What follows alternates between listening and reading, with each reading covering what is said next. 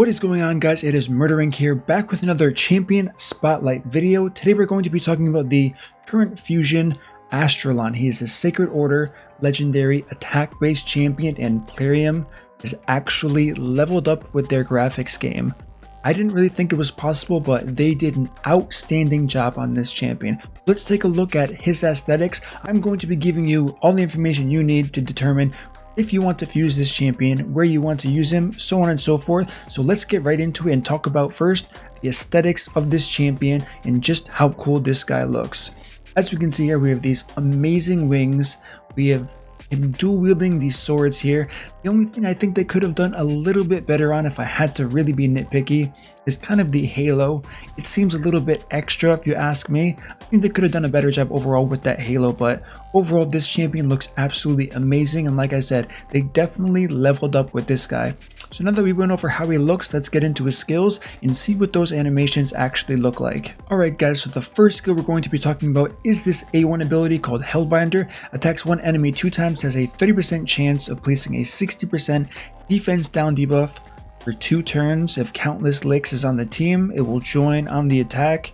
Countless Licks will use the default skill. If Countless Licks will not team up on this attack if this skill is used when counterattacking, or if he's under another ally attack effect.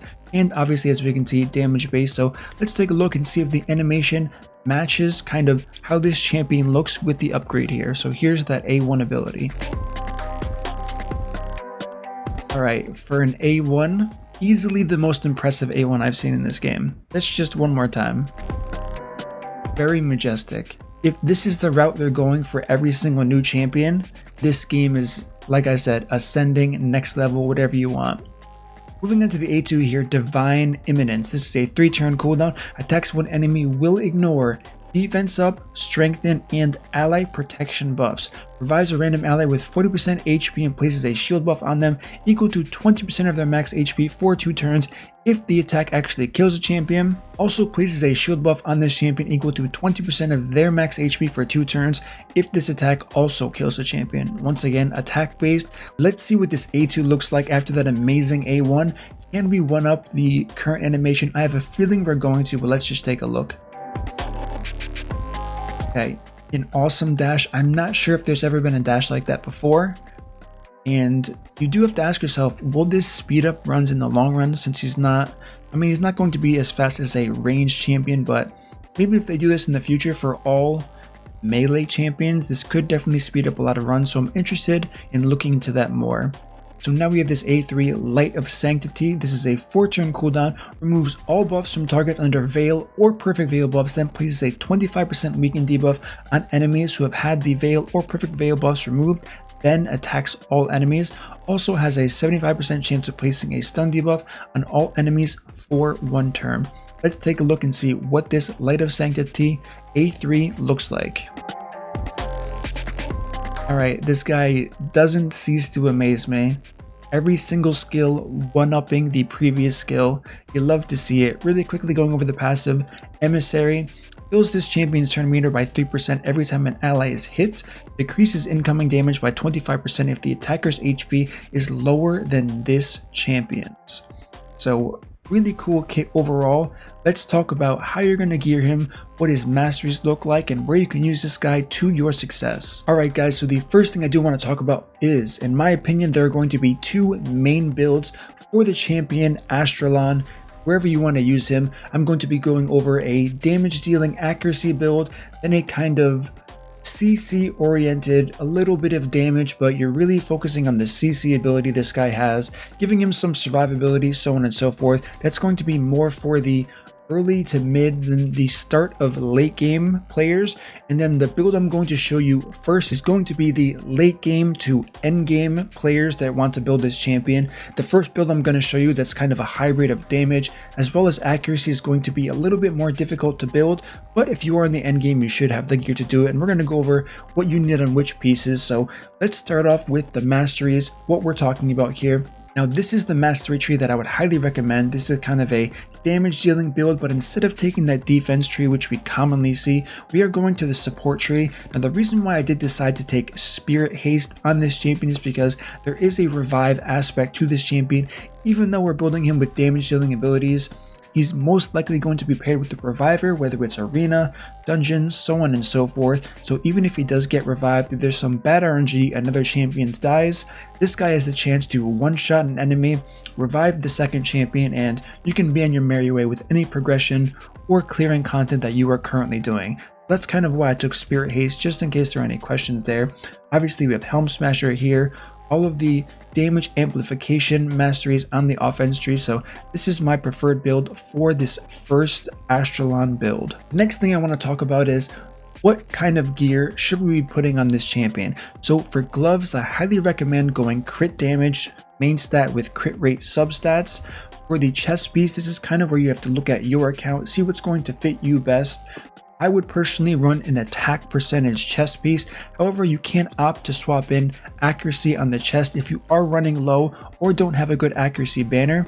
If that's the case, then you're going to run either attack or accuracy banner based on whatever you did for the chest piece. I recommend speed boots as always, weaving in accuracy and as much substats as possible here. For the weapon, helmet, as well as shield, you definitely want to find as much crit rate as possible since you are using crit damage gloves, and quite a few pieces outside of the gloves to make sure you're getting 100% crit rate. If you're not running 100% crit rate, you shouldn't be using the champion.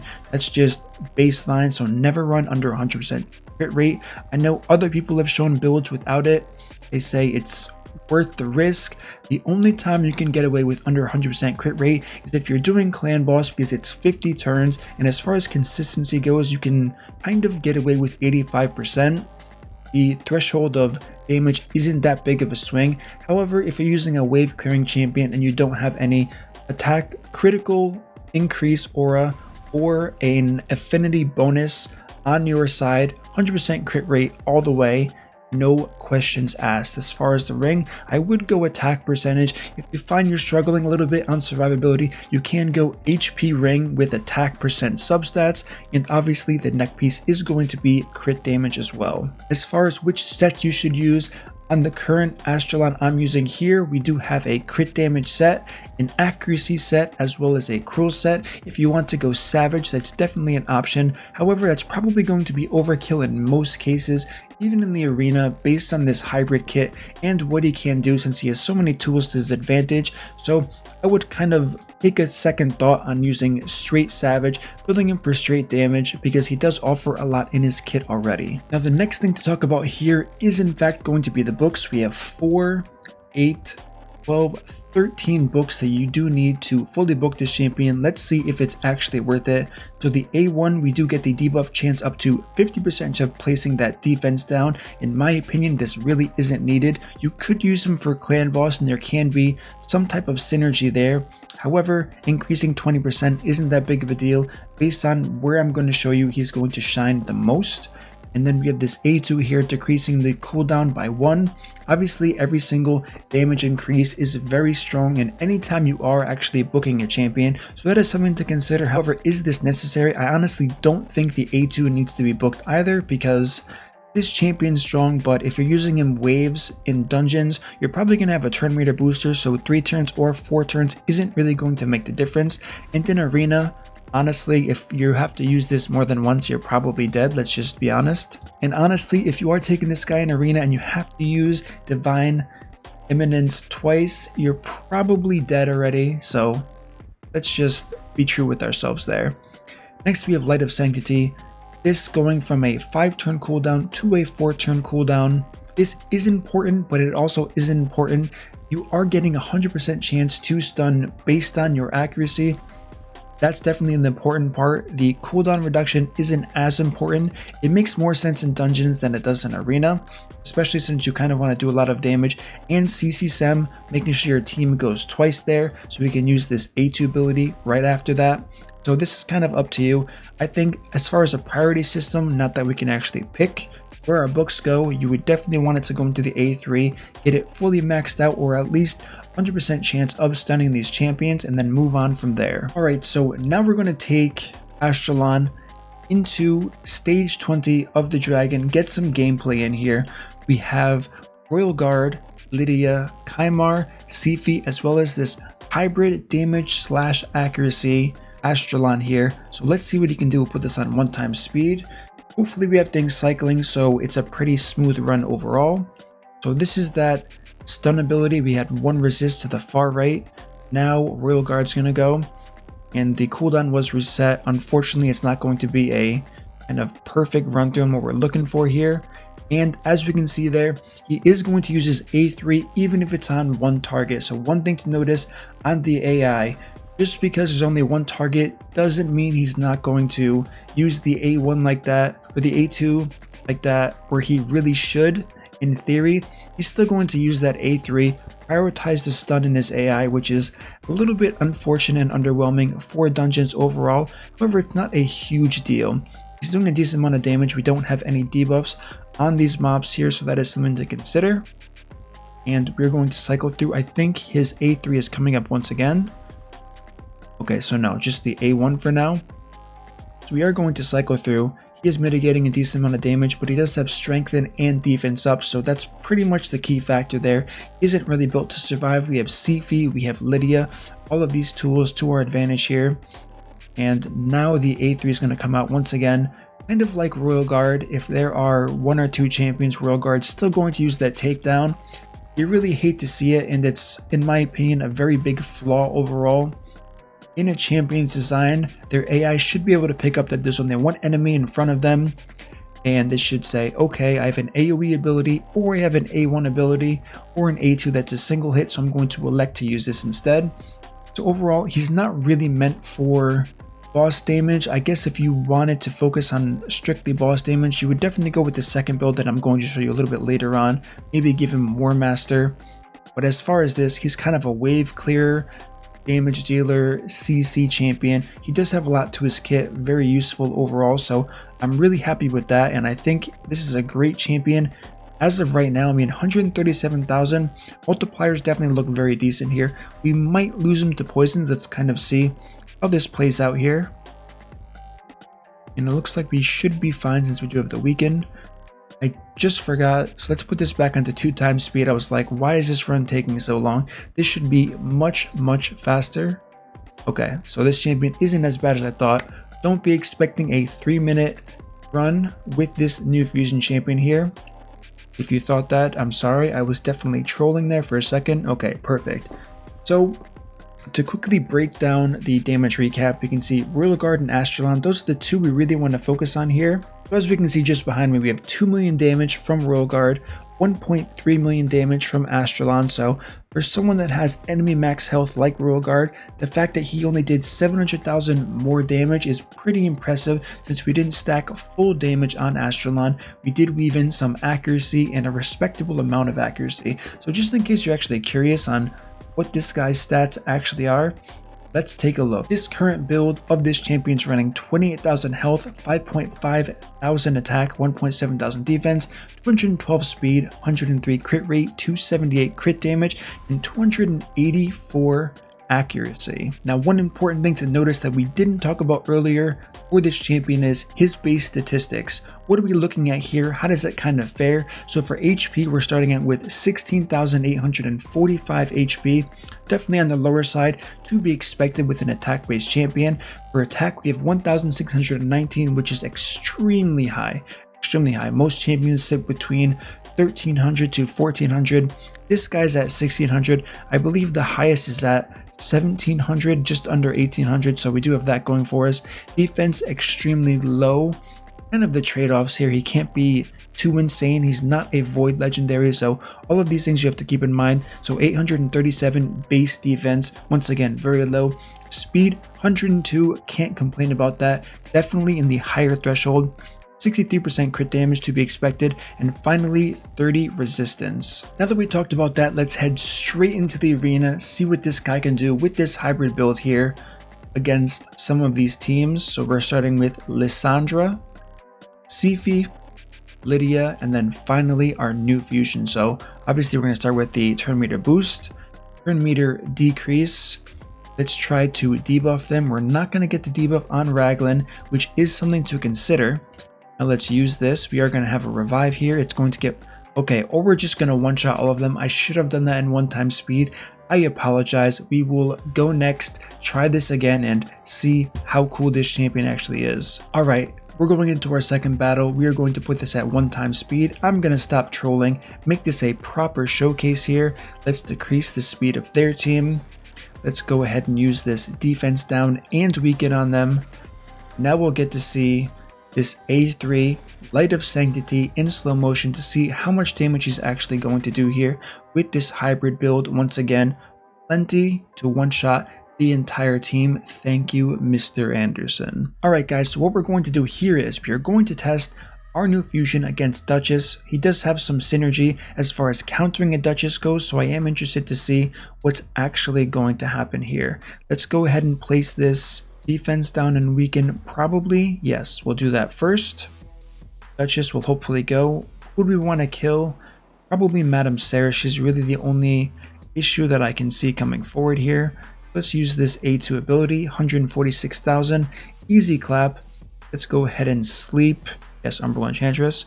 Okay, now we'll lock Duchess out now that we have the buffs up that we do want to test. And it's now Astralon's turn. Let's see how he interacts with this Veil and Perfect Veil buff, placing this weekend. Or is he just going to one-shot them? Let's see. Okay, so he removes the buffs first. Thankfully, we did get a stun on our weak affinity champion here, so we did kind of get lucky. I'm not sure. I would have to watch this in slow motion. Maybe you guys can rewind the clip in the video. If this was a weak hit, it's unlikely he didn't kill it, but I guess it is possible. Maybe no Helm Smasher procced. It looks like he has a ton of health. So if this actually did happen, can he apply the stun on a weak hit? Maybe. That's kind of big if he can. That definitely changes quite a few things for this champion. So if you did catch that, let me know in the comment section, because I definitely didn't. It happened way too fast and I wasn't looking at that specific champion. Alright guys, now we're going to be talking about the second kind of build for Astralon. This is going to be more for early game, mid game, and the beginning of late game players. Kind of who are going through progression, really want to get the most out of this champion. Maybe you don't want to use him in just arena, you want him to help you out in dungeons as well. So the first thing I want to talk about is the masteries for this champion. With the masteries here, you can see some of it's slightly the same, some of it's a little bit different here. We are going kind of a more survivability route on the offense tree. So I am still electing to take the Helm Smasher talent because I think it's very crucial to have that, since it can do a decent amount of damage. But we are taking Life Drinker, kind of sticking to the left side of the offense tree. And as far as the support tree goes, it's pretty self-explanatory. We want accuracy, we have Evil Eye to decrease the turn meter when possible, and finally Spirit Haste to capitalize on if an ally dies. You do have the chance of Astralon reviving them with his skills. And this is where kind of Helm Smasher comes in handy. You're going to be building this champion with 100% crit rate. I know I've said it 3 times already in this video. It's going to be guaranteed. So now that we've seen the masteries, let's talk about how you want to gear this champion with this second option of the build. So for the current build we're talking about here, I highly recommend going accuracy on the banner to start. As far as the neck piece, you can go crit damage if you can squeak out the damage. If you are lacking in survivability, definitely aim for something like defense or HP, depending on whatever you have better stats in, with accuracy substats. As far as the ring goes, you can keep an attack ring, but you have to be careful and make sure you're watching the rest of your gear as we go through this. And instead, I know in the last video where I talked about Godseeker, I said leave the banner for last. This time I highly recommend leaving the ring for last on someone like an Astralon, just so you know if you can get away with an attack ring with attack percent, or you're lacking in HP or something like defense. As far as gloves go, you're always going to use crit rate gloves with this build. If you can use crit damage, go for it. However, it's very unlikely, especially for where this build is going to shine and what type of player this build is going to shine for. So it's safe to say crit rate gloves, HP percent, speed, defense percent in the substats if possible. As far as a chest piece goes, you want HP percent there, always speed in the boots, and the weapon, helmet, and shield. You want a solid and healthy mix between crit damage, speed, HP, and defense. Now that's a lot of stats. It's definitely going to be overwhelming, and you also do have to focus on accuracy as well. So you kind of want to make sure that the banner does give you enough accuracy for the content. It will for most people, some people it might not, so you may be looking at things like perception gear or accuracy gear on top of things. Outside of that, gear like immortal, speed sets, all of these will work perfectly fine. So now to show you the difference between the first Astralon I showed you and the second one here, we have 40,000 health, 4.1 thousand attack, 2.3 thousand defense, 249 speed, so a lot quicker, 100% crit rate, 182 crit damage, so way less there, and 244 accuracy. Alright guys, now we're talking about our awesome, I don't want to say free to play team because most people will have to spend money to get this fusion, but look at this in all of its glory. We have 4 rare champions highlighted by this awesome fusion. Let's see how he does in the Dragon 20. We'll do this 2 times speed so we can watch this fly. We have the stun there. That's the main goal of this utility for sure. I don't know why it looks like for some reason this is going faster. I think it's just his animations, to be honest. But once again, you can see the CC, he's getting to CC twice. We have so many turn meter boosters. Just in case you're wondering who we're using, we have Reliquary Tender, hopefully I believe. I don't use rares too often. We have Kale, War Maiden, we have Apothecary, the OG, as the leader, and finally our fusion here, taking the cake, really driving things home. You love to see it. And you can kind of see how strong this stun synergy actually is going to be here. He's doing a fantastic job. He's not built for damage. His main goal is to do a little bit of damage, but really focus on that stun, as that's going to be crucial, and to offer any kind of support he can to the reviver in case it gets too crazy. And obviously this is only going to be for the waves. It's not going to have any effect over the dragon whatsoever, since he cannot revive once he does get to the dragon here. Let's kind of see. I'm actually interested, how fast is this going to be? And we'll take a look at this, I guess, defensive accuracy crit rate build and the overall damage compared to Kale, who doesn't have insane stats but definitely is crit capped. He does have accuracy and he has poisons, as we can see here. I am interested to see this. Kale is going to be the squishiest one, surprisingly, with how low the base defense actually is on Astralon, our fusion here. So things are going a little bit slower now that we've gotten to the dragon. To be expected, we don't have a Royal Guard using that enemy max health ability to take him down. But overall, I think this is looking out to be a pretty solid team.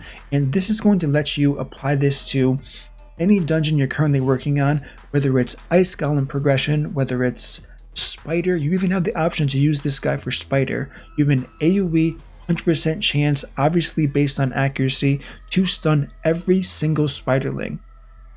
Pairing this in progression with an HP burn can take off so much stress on your champions. If you want to use refresh gear from 3v3, if you want to use relentless gear, reflex gear on Astralon, that's definitely a possibility and a viable strategy. It's going to take RNG, but everybody knows that RNG is key to progression when you're getting through the spider, and he could be the missing link for you where his affinity does allow it. So as we can see here, the 2 people to really focus on is going to be Kale as well as Astralon here. We have 1.2 million damage from Astralon. Kale doing 2.1 as that poisoner with his wave clearing abilities. So rather impressed, because Astralon literally is taking the role of a CC champion, someone you can expect like a miscreated monster, and it's highly unlikely miscreated monsters doing 1.2 million in a run that's only 2 minutes and 20 seconds in a Dragon 20. So all of these things rounding out, in my opinion, he is a fantastic champion. If you want to use him as a CC'er for the arena, you can do that. It would be very specific to kind of a Duchess counter, getting that stun, removing the Veil and Perfect Veil buff. So something to consider there for sure. You can use them there. I'm probably not going to showcase that because, like I said, it's a very niche situation that he doesn't shine the best in. But if you do build them for dungeons and progression, you can definitely throw them in your arena team. But be careful if you do.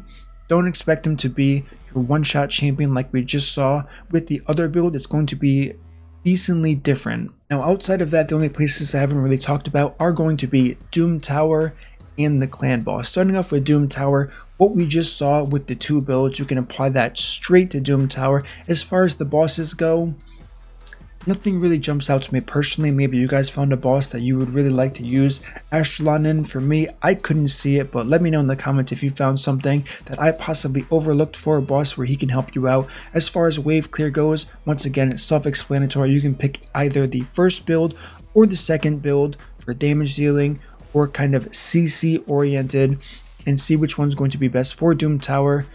Accuracy, once again, is the main crutch of most damage dealing champions, so to build a hybrid for the Doom Tower isn't going to be likely, and since his stats are so low, he's going to take a fair bit of damage despite that passive reducing the damage he takes if his attack is higher.